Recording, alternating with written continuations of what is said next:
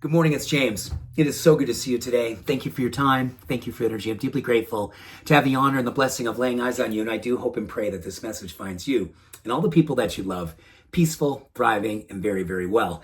So this morning, I want to talk about your practice in relationship to coming home to yourself. I find that more and more as life continues to offer us a lot of things that are hard to see, a lot of ways in which it would be too easy to lose ourselves and all the things that are happening in the world around us. It is so important that we have practices that help us to feel at home in ourselves. Give us a sense of refuge, give us a sense of hope and safety, peace and purpose. And we understand how important it is to use this idea of finding ourselves, being with ourselves, and embodying our true self and what it means for not only our healing and our ability to navigate with a level of resilience and resistance to what's happening around us, but a wonderful way in which we become beacons of hope for others. You know, there's times in our lives, I'm sure that we can all recall, where when hard things were happening, we would lose ourselves in them. Whether it was watching news, whether it was doom scrolling on Instagram, and whether it was just getting caught up in communities around us that we know didn't help us to feel like our best selves. And we know there's also places that we do feel our best selves, but I find more and more that we have to really get clear.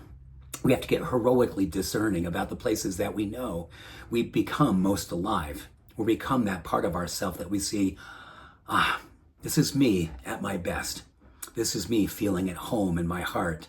This is me feeling connected to the spirituality that I know is my lifeline to navigate challenging times, but also my lifeline to help me ignite inspiration inside of myself so I can go out in the world and do good things.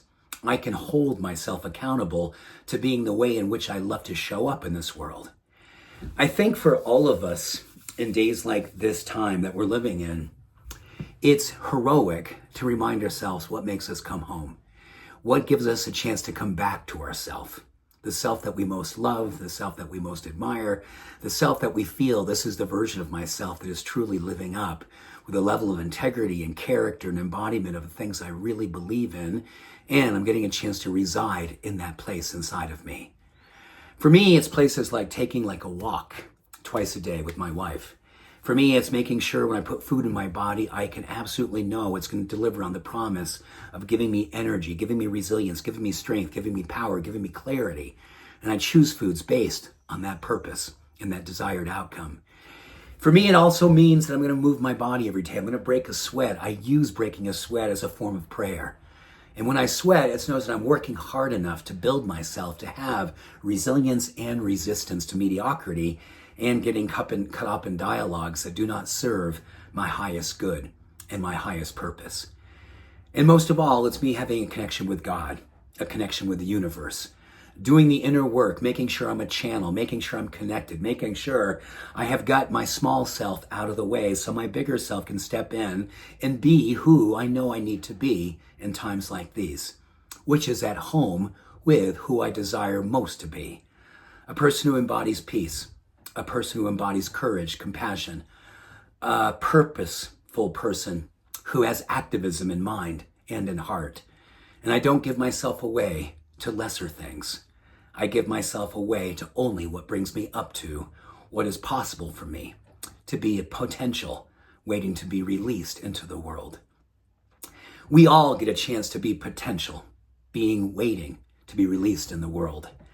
And I find myself in more and more knowing this is my time to bring my potential forward and to release this potential into the world under the influence of love, under the influence of justice, under the influence of compassion and acceptance, in a heroic level of wanting to be fully here for all of it, fully embodying what I know it means to be this person.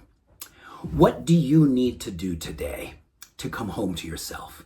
What are you willing to do today to practice that allowance of resistance and resilience to help you show up for the way in which you know you are being asked to show up?